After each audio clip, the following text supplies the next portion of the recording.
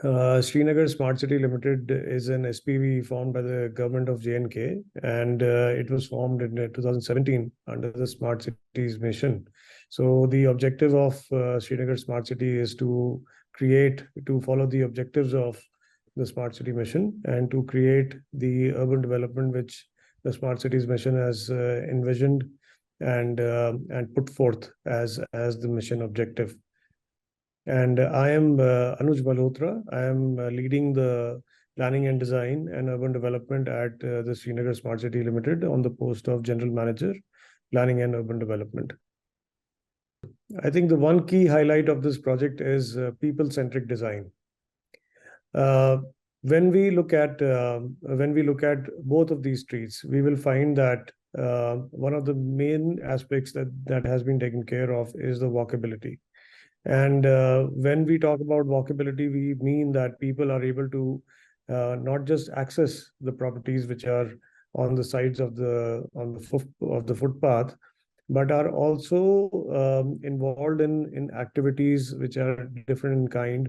And because of their footfall and because of their presence, it generates economy for the place. It with higher footfalls, a better economy. The shops become more vibrant. You have more food restaurants coming up. You have more cafes coming up, and we can see that transformation already happening. I mean, the Polo View was inaugurated by Honorable Governor Saab about 2 months back, but we can already see two of the shops being renovated into a cafe and a restaurant. So the transformation has already kicked in, and I think that's a very important phenomena, which I think the Smart City mission also has envisaged, that ultimately whatever upgradation we look at or we plan for, ultimately should result into a higher economic growth and better livability for the people of the place. So I think that's the main objective of the mission as well, and I think that's what I would say is the key finding or the key offering of both of these street designs that we. Apart from that, looking at the other aspects of both these streets, MA Road has been conceptualized as a complete street, in which the pedestrians and the cyclists and the people who drive vehicles are all taken care of in a very respectable manner. All of these aspects of complete streets are followed by the IRC codes. We have followed the codes. We have looked at the UTPEC street design guidelines. We have also looked at Tender manual. We have also referred to the MOHUA road codes, which were published in 2018, if I'm not wrong, and also the IRC guidelines. So we have actually looked at all of them, and we have followed these guidelines to the T.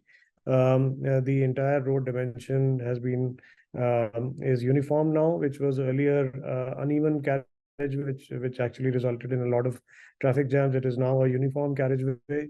The uniform carriageway also gives us more space for actually the footpath to exist, and a few more facilities to also exist, like on-street parking, tree line, benches, space for benches, dustbins, street furniture, the lighting. So all of that has been properly taken care of in a kind of a zone which is called a multi-utility zone, which is right next to the carriageway. And after that follows a cycle track and the footpath.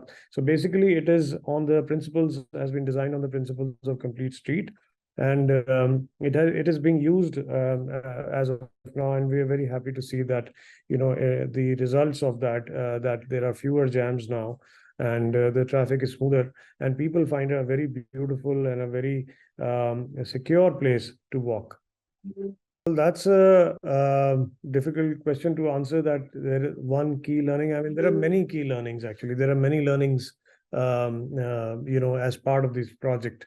So the learnings are, right from the point of view of planning to design to actually implementation, and during implementation there were many learnings when we were negotiating with the residents, with the shops and the local stakeholders, and to actually how to convey our design intent and our planning intent to the public has been one of the, I would say, one of the key learnings here, because we got to know the power of good communication.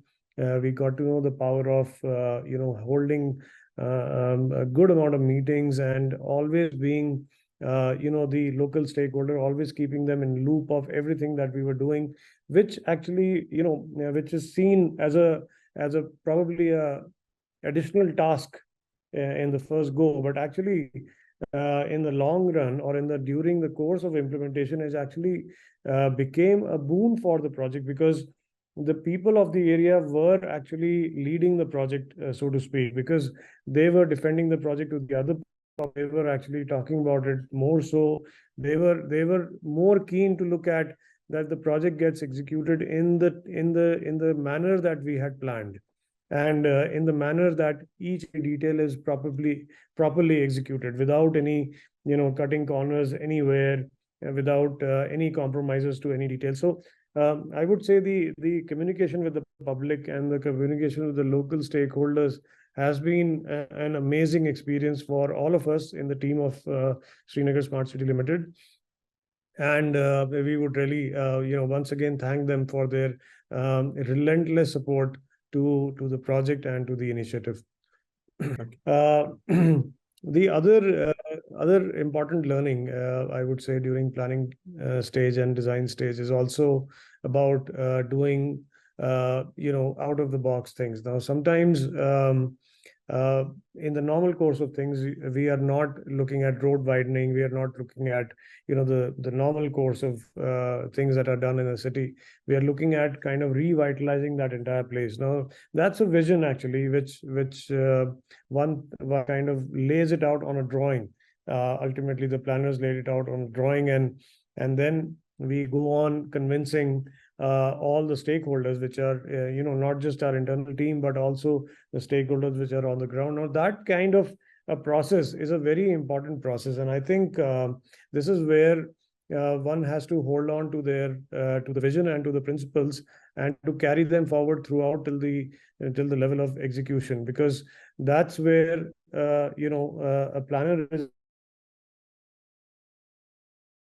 of the place, and the impact it will have in a wider aspect of things.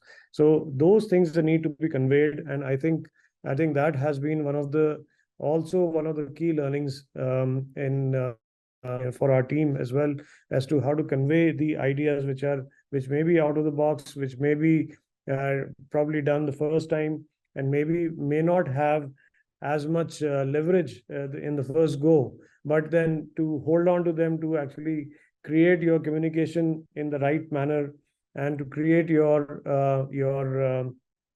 explanation of the concept in the right manner, and also to offset it with the right amount of data, was actually the other key learning, I would say. It's a very important aspect of doing something which never has been done before. Okay. So as I said, yes, pushback is natural. There is one thing which is about doing these kind of holistic visionary projects. I mean, these are kind of I would say imagining a vision is probably an easy thing out of all the other things put together, because in the chain of things, because one person can imagine, one person or two persons can imagine and put it together in a piece of concept, but then to communicate that, as I said, is actually the key. Now, obviously, when you change things, when you change the normal, there is a good amount of pushback, and it was natural. I mean, we were ready for it, because at one go nobody understands. I mean, sometimes a new idea, it's difficult to understand in the first go, because you would not understand the intent behind it, you would not understand the impact it will have behind it. So not everybody can visualize what a technical person maybe can visualize, but then to communicate that, and to communicate it effectively, to make presentations, to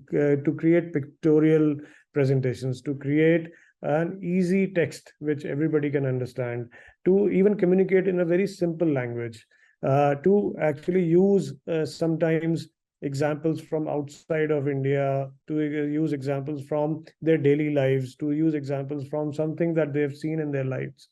So all of that, I think, is something is a very important role of communicating your idea. So I think the planners and the engineers of the team, and of course the commissioner, we all kind of communicated ourselves effectively through meetings, through regular updates, through presentations, and that's what you can say it built trust of the team's work to them, and then they kind of also owned it up, and now you can anybody can see for themselves when they visit the site that it's now a site which does not feel like it is come from somewhere else. It seems like it was always there, and how people love that place and how they own it up. With regards to specific challenges, I would say that one of the things that we were grappling with were the right kind of experts to bring in, because sometimes people are kind of a little hesitant to come to Srinagar. So we could, that is something that we tried very hard, that we get good professionals here and that they are able to deliver. That was one challenge that we faced earlier, but then it was very well overcome through various strategies. And the other big challenge that we faced were with regards to implementation of the details. Now, of all the work that we were trying to do were up to the national standards, and at least the national standards, I would say. And those national standards actually let you do things in a certain way, and one has to maintain a certain amount of quality of detail of execution and everything. So to actually get the right people to execute, I think that was again a very big challenge that we faced, because it seemed like locally this kind of work had not been done so much, and to get the the inclination of the ramp right, to get the ramp detail right, that it should be one single slab and not slab done in parts, to do the curb height right, because the curbs are generally very high in Srinagar. They are more than 12 inches and maybe more at certain places. To get the right curb height, to get the right kind of drainage detail, because the drainage has also not been done. It is an open drainage city otherwise. So to get the right kind of drainage detail, to get the right kind of bollard. So the bollard are sometimes they allow you to sit, sometimes they're only to impede or obstruct a certain amount of vehicles. So to get the right kind of bollard and to fix it properly. So all of these smaller details of putting the tile right and what kind of tile to choose, so that you get the right kind of surface, because people have to walk and walk in a lot of amounts. So to basically to take this very seriously and to also execute it to the perfection. Like for example, the tactile tile, or the tile for the disabled friendly people. Now, disabled people. Now that tile has never been used in Srinagar.